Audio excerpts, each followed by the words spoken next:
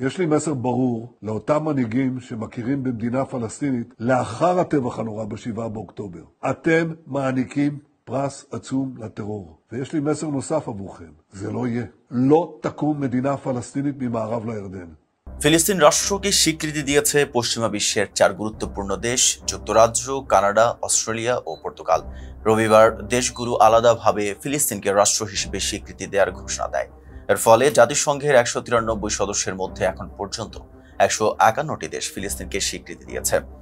গাজায় প্রায় 2 বছর ধরে ইসরায়েলের গণহত্যার মধ্যে স্বীকৃতি আন্তর্জাতিক অঙ্গনে বেশ তাৎপর্যপূর্ণ পদক্ষেপ হিসেবেই দেখা হচ্ছে। ধারণা করা হচ্ছে ফ্রান্স সহ আরও কয়েকটি দেশ জাতিসংঘ সাধারণ পরিষদের অধিবেশনেই ফিলিস্তিনকে স্বীকৃতি দেওয়ার ঘোষণা দিতে পারে।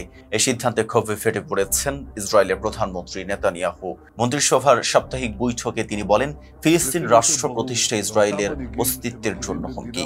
তার ভাষায় 7 অক্টোবরের ভয়াবহ হত্যাযজ্ঞের পর যারা ফিলিস্তিন রাষ্ট্রকে স্বীকৃতি দিচ্ছেন তারা সন্ত্রাসবাদকেই বিশাল পুরস্কার দিচ্ছেন। আমার স্পষ্ট বার্তা হলো, এটা কখনো ঘটবে না। জর্ডান নদীর পশ্চিমে কোনো ফিলিস্তিন রাষ্ট্র প্রতিষ্ঠিত হবে না।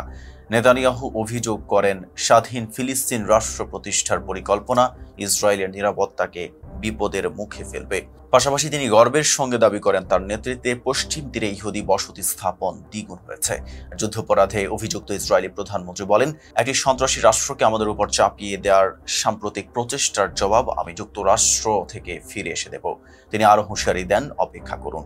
টাইমস অফ ইসরায়েল জানিয়েছে, জাতিসংঘের সাধারণ পরিষদের অধিবেশন এবং যুক্তরাষ্ট্রের প্রেসিডেন্ট ডোনাল্ড ট্রাম্পের সঙ্গে বৈঠক শেষে ফিলিস্তিন স্বীকৃতির বিরোধিতা আরও জোরালো হবে বলে ইঙ্গিত দিয়েছেন নেতানিয়াহু। বিশ্লেষকরা মনে করছেন, আন্তর্জাতিক স্বীকৃতি বাড়তে থাকলে ফিলিস্তিনের রাষ্ট্রীয় পরিচয় শক্তিশালী হবে। তবে ইসরায়েলের কড়া হুঁশিয়ারি এবং বাস্তবতার কারণে এই পথ এখনো জটিল ও সংঘাতপূর্ণ রয়ে গেছে। এতক্ষণ সাথে ছিলাম মেহেদী হাসান, ফেজদা পিপলের সাথে থাকার জন্য ধন্যবাদ।